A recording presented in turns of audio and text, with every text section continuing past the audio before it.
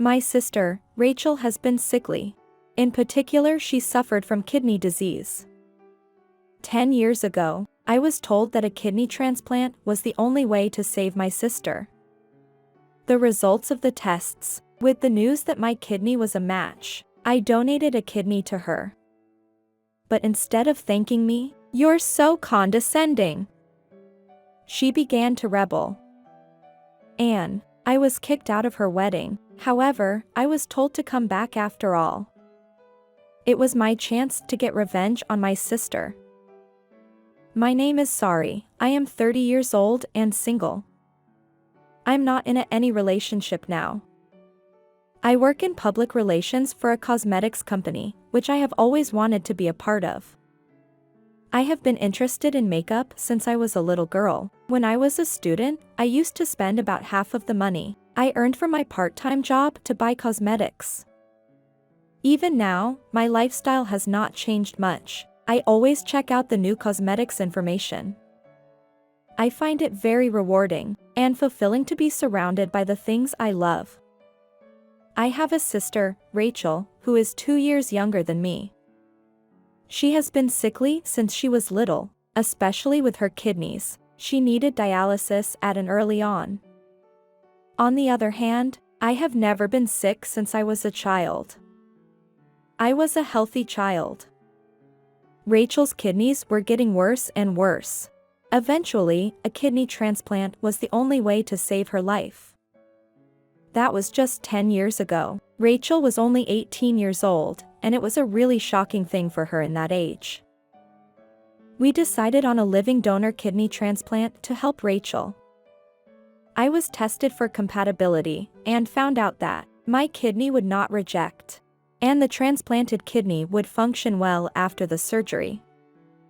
I decided to donate a kidney for Rachel. The surgery was a success. My kidney that was transplanted into Rachel, working very well. Then her health gradually improved. She entered university a year late and enjoyed her student life to the fullest. At that time, thanks to you, I am able to go to college in good health. With that, she often said thank you to me. But gradually, she stopped saying such things, and her true character began to show through. Since her childhood that she was sickly and weak, she had been spoiled by my parents. She was selfish, and they bought her whatever she wanted. She thinks that she has priority over everyone else. And she is often cold to me, who is her older sister. She got a job after graduating from college. But she soon quit her job. And she stayed home and helped some household. Of course, she only called herself a homemaker, but she was not helping our mother at all. One day my sister got married. The man she is marrying is one of my college. We are all very close to each other, and we have dinner parties every once in a while. This summer, we decided to have a barbecue together, and I was told that I could bring my boyfriend, girlfriend, family members, etc. So it was a cozy and relaxed barbecue. I also invited Rachel because she is always home. If possible, I also wondered if I could ask her why she is always so cold to me. Rachel, who is a sociable person, immediately opened up to everyone. She seemed to be talking about something. After a while, she came back to me. Then she whispered to me, "Hey, sis. What is the name of that guy over there? What department is he from?" She asked me. The other person was Brian, with whom I was in frequent contact among my close colleagues. "Brian. He's in the sales department. What's wrong with you for asking me such a thing?" As soon as I answered her question, she quickly went toward Brian. I thought, why don't you answer my question? But I let her go, as I always do. On the way home, I heard that Brian is not in a relationship now. I mean, you guys are good friends, so you know that, right? I got Brian's contact," Rachel reported happily. "I don't mind you contacting him, but don't do it while he is at work." Of course. After that, we went home without talking. 6 months later, Rachel and Brianne got married. I wondered if Brian knew Rachel's true nature. I felt a little uneasy. I thought she was pretending to be cute and nice in front of him all the time. Rachel has a habit of wasting money. She doesn't mind shopping for more money than she has. I sent a message to Brian. "Congratulations on your marriage to Rachel." I was surprised that Brian, who is one of the most popular among peers, choosing Rachel, huh? "What do you like about Rachel?" He immediately replied. "Thanks," he replied. "I'm not particularly popular. Rachel is cute and can do all the housework. She is very family-oriented. She also said she is always grateful to you. She said you gave her a kidney a long time ago." Family-oriented. These were the words that were most unlike Rachel. At home, she behaved unmannerly. She was cold and unappreciative even to me. I guess he was worried that I didn't respond to his messages, even though he saw a read on his message. "What's wrong? Did I say something strange?" "No, nothing. I wish you happiness." "Yeah, thanks." "Oh my gosh," I said, "I wish you happiness, but is happiness really waiting for those two?" The exchange with Brian made me even more worried.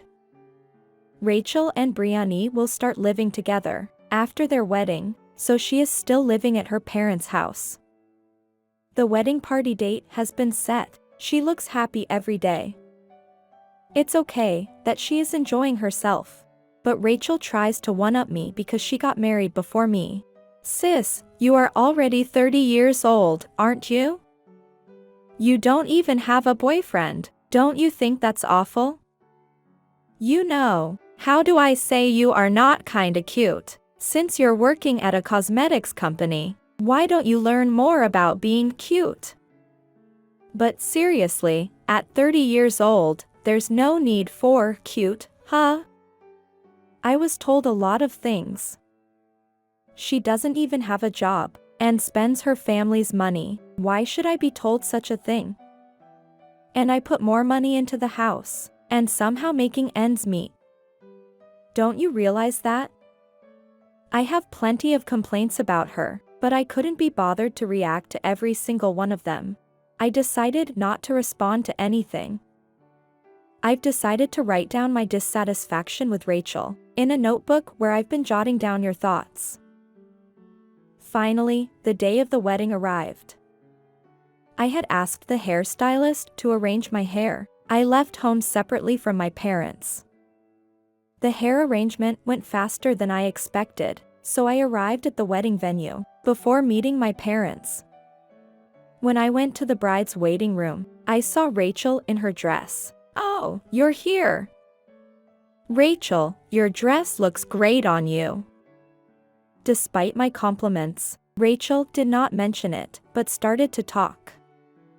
"Actually, you don't have to attend the wedding ceremony today. Can you go home now?" "What? What did you say? What do you mean?" I was panicking. Rachel responded to me like that.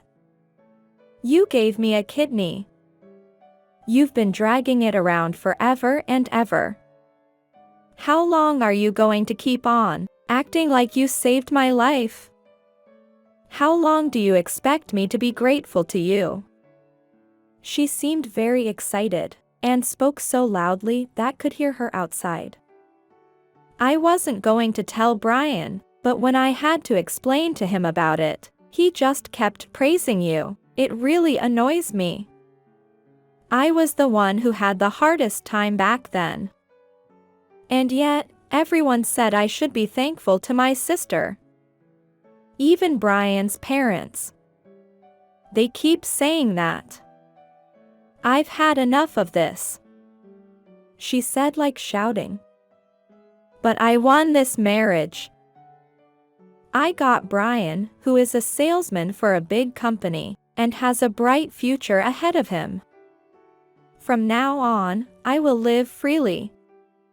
If I'm away from that family, and from you, no one will know that I got a kidney.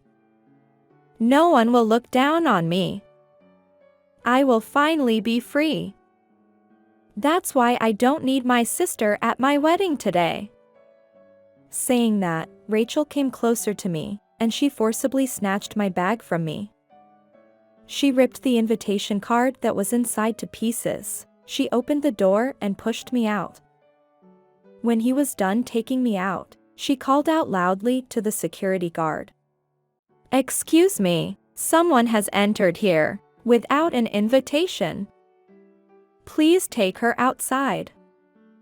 Then, the security guards heard her voice and appeared. I was escorted out. I could no longer go inside. Still, I can't believe Rachel had thought that. More than when she tried to one-up me. I felt like I could hear Rachel's true feelings. I don't know what I should have said to her at that time. I had no idea that she had been dragging it out like that. If only she had talked to me, I could have had a proper conversation with her. I don't have an invitation. I can't get in even if I'm here. I gave up and started walking home. Meanwhile, at the ceremony, things were very serious. The exchange between Russell and me, I guess they could hear us outside of the room. A friend of Brian's was listening to the whole thing. I, her sister, was chased out of the room by a guard. He also saw the whole thing. Moreover, he told it to Brian. I heard that Brian said he didn't believe that, but he brought in the security guard who kicked me out. And he asked the guard to tell Brian everything that happened with me. Before asking Russell what happened here, Brian contacted me. "Sorry, I heard that Rachel kicked you out of the wedding hall. Is it true?" "Yes, I didn't know that Rachel had such thoughts about kidney transplantation. She never expressed it to me.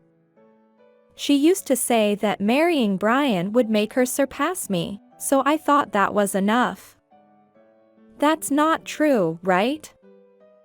The fact that you gave her a kidney doesn't fade away. It's something she should be grateful for all the time, isn't it?" "I think Rachel is wrong." "You'll still marry Rachel, won't you?" "Yes, but..." Brian trailed off a little. He said, "But I want my whole family to give us blessing. Including you, sorry. Come back to our wedding party. I'll tell the receptionist about the invitations." "But Rachel doesn't feel that way." "I still can't." With that, I hung up the phone. I have no intention of going back to that ceremony place. An hour before the wedding ceremony started, I received a call from my father Tomas. "Why aren't you at the wedding?" He sounded a little angry. "Rachel told me to go home. She said she didn't want me to keep acting like I saved her life. She doesn't want to be grateful to me any longer." I answer honestly. Then I hear my mother's voice. He must be on speaker. "But we are still waiting for you. You are Rachel's sister, so you should attend the ceremony properly." My mother seemed unusually angry. "I still don't intend to go." Anne, it was time for the wedding ceremony to begin. Rachel looked pleased that I was not there. She seemed satisfied. When the reception started and the speeches of friends began, I heard that many of them mentioned my name. Rachel was saved by her sister. Rachel was helped by her sister, and she is still alive today. Rachel and I met and became friends. Being invited to this wedding is also thanks to my older sister, when I trace it back to the beginning. You was able to marry Brian. You have a wonderful sister. You are a very lucky person. Please continue to take good care of your family. I hope you will continue to cherish your family and lead a happy life. Rachel was sickly when she was little. It is like a dream. Don't forget to express your gratitude to your kind sister. I hope you will continue to enjoy your life. All these speeches, everyone in attendance wondered why I was not at the family table. On the contrary, Rachel, who was listening to the speeches, was irritated. And then, the reception proceeded. It was time for changing her dress. Rachel must have thought, if it turns out that I'm not here at this point, everyone will be suspicious of. She contacted me. She said, "Sis, please come back here after all. Everyone is talking about you. I'm in trouble if you are not here." But it was Rachel who told me to go home earlier. Do you want me to go now? If you are not here, it will look like it's my fault. Actually, it is. So, but it's my wedding today. Don't do anything that will make my position worse, please. Then, can you give me some time to talk to everyone in the hall? If you can do that, I'll come back.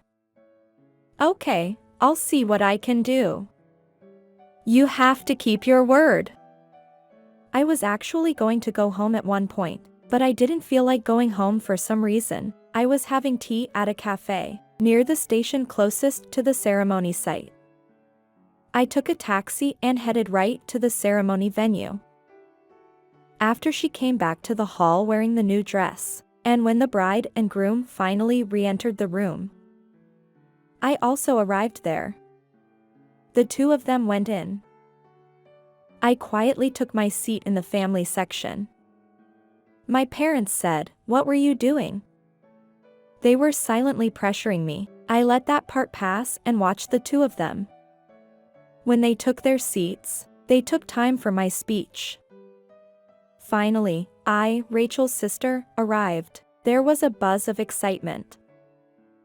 Thank you very much for coming to my sister's wedding and reception today. I also want to thank you for all the speeches you have made about me. Thank you. I bow. Now, I would like to explain why I am late in coming here. It's because that she told me she did not want me to attend her wedding.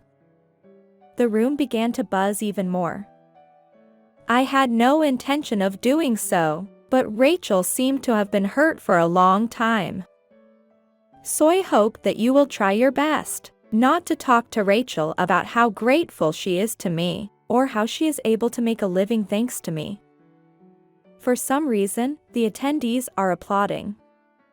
But what I want to talk about is what's coming next. I would appreciate it if you could take care of Rachel's health as I mentioned earlier. But there are a few things I would like you all to know a little more about Rachel. That is, who Rachel really is. I wanted to take revenge for the fact that they were kicked out of the venue earlier and that she tried to one-up me. Rachel now calls herself a domestic helper, but in reality, her mother does all the housework. She does not help her mother at all.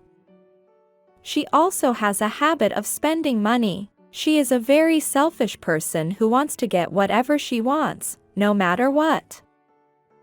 We, as a family, have been trying to make up for Rachel's spending by cutting down on our own living expenses. Rachel told me not to play the role of a lifesaver. I would like to say to her, don't appeal to your sickly weakness forever. It's not too late, Brian. I think you should take another look at your marriage. I think you should reconsider. So I finally looked at Rachel's face. Rachel's face was bright red. Beside her, the look on his face said he couldn't believe it. It was a bit funny. The ceremony room was buzzing with excitement, is causing an unprecedented amount of applause. I finished my speech and left the ceremony hall. And left the ceremony. I felt very refreshed. The story after that is, I knew Brian didn't know who Rachel really was. Rachel was trying hard to make things right with Brian. Rachel was trying her best to talk to him. However, among the colleagues in the company, I have been working with him for many years. Rachel's story that they had only been dating for 6 months. Everyone trust what I said, not Rachel's story. As a result, the marriage broke up. It was Rachel herself who caused the breakup. She was to pay for the entire wedding. Of course, Rachel objected to this. But our parents. I was furious that she had tried to trick Brian and his family into marrying her. Rachel was to pay for the ceremony alone. Rachel was also kicked out of her parents' house. Because they thought she would get spoiled again if she stayed with them. For the past few years, Rachel, who didn't do anything, is being left behind by society. She thought that finding a job would be easy, but there was no such thing. In the end, she managed to find a temporary job during the daytime, and part-time job at a convenience store at night. It seems that she is having a harsh life. On the other hand, Rachel's ex-fiancé is grateful to me. He says, if I had stayed married to Rachel, I would have been in a lot of trouble. And as for me, I have decided to continue to prioritize work a little more. Recently, I have been given a lot of big assignments. I want to live up to those expectations. In fact, I think it would be nice to have someone, but I feel that I can wait a little longer for a boyfriend or marriage. I feel like that because of what I've observed regarding Rachel's situation this time.